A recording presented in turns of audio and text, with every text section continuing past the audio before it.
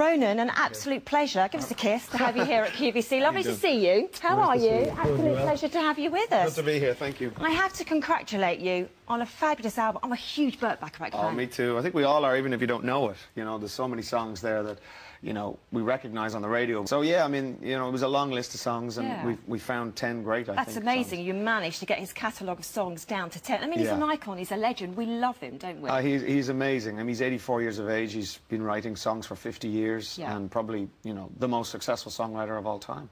Did you ever believe that you'd be going from Boyzone to then singing at the Capitol Studios with Burt Bacharach? You never know what's around the corner. I mean, I never really saw myself as a solo artist in my first 6 years in Boyzone.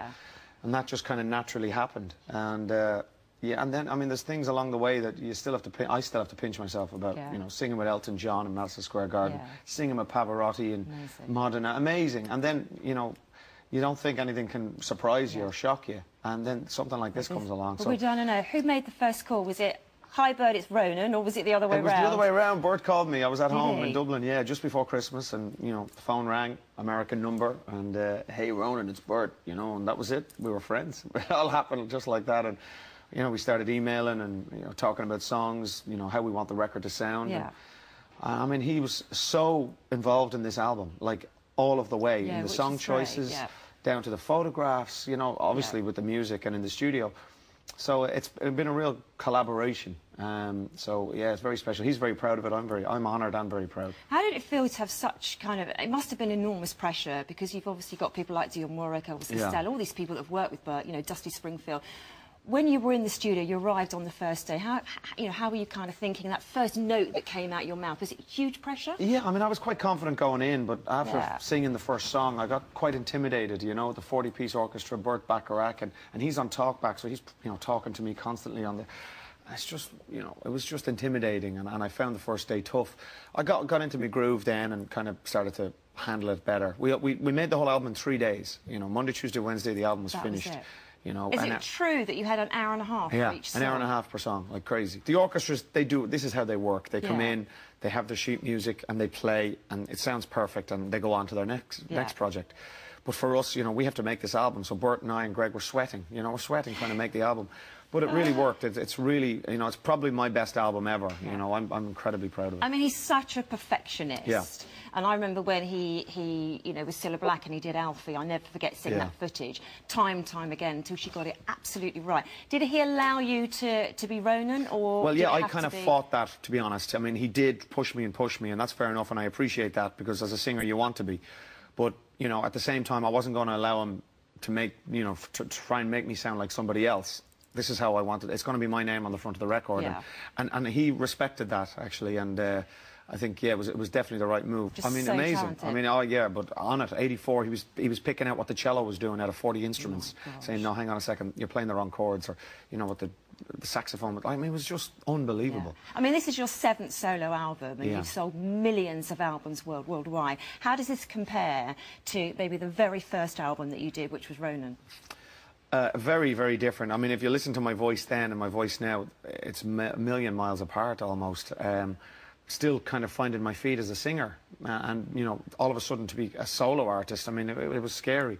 So this, I mean, you know, all I've done for the last, well, that's 11 years ago, my first solo album, all I've done is sing, you know, every other day, touring, recording, and I guess... Most of us just do that in the shower. Well, I do it in the shower too, but I mean... you do it for a living. Yeah, people ask, how do you become a great singer? Just sing. Just get out and sing as much as you can sing. I'm not saying I'm a great singer, but I mean, you know, to improve your voice, just sing. What was the hardest song to sing? Walk On By is the toughest song. There's a lot of, you know, intricate little, you know, like at the end of each Walk On By, Burt was very specific about how I dragged each note out, or what, you know, the movement and the notes that I hit. Very specific. And I was almost trying to make it my own and not sing it like the record, like the original. But, you know, he still wanted that, and he's a real taskmaster. So I found that a real challenge to sing, you know, Walk On By. I'll give you the details. £8.99 is your prize, proving to be extremely popular. 565-195 is the item. I am just amazed that you've managed to get this down from his huge catalogue of songs. And if you're a huge Burt Bacharach fan and a Ronan Keating fan, this is absolutely perfect. And don't forget, Mother's Day is around the corner as well, so a perfect Mother's Day gift.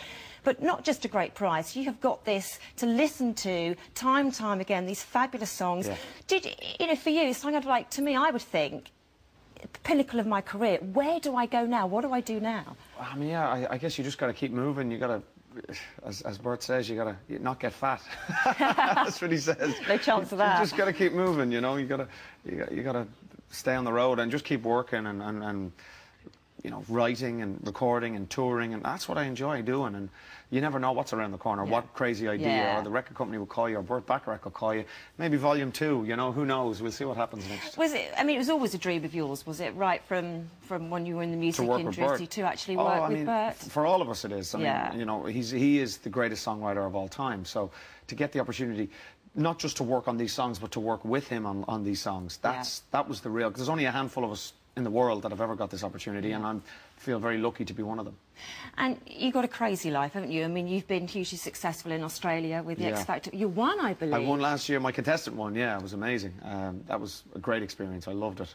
So I'm back down there for season 2 now in a couple of months. So you've kind of been on the other side of it. So now being a judge, how different does that feel? It's nice. I wouldn't class myself as a judge, more a mentor. That's how I went into the role. Trying to guide people and help them out. I don't like sitting there judging them.